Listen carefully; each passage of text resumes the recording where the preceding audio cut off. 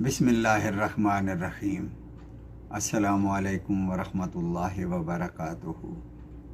दोस्तों, आपने भी मुशाहिदा किया होगा कि जब लोग उम्रा करते हैं तो उम्रा के बाद हलक या कसर की बारी आती है।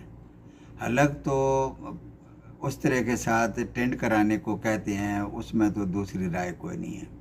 लेकिन कसर में लोग गलती क्या करते हैं कि कुछ बाल यहाँ से काट लिए, कुछ बाल यहाँ से काट लिए, समझ लेते हैं कि कसर कंप्लीट हो गई और एहराम खोल देते हैं।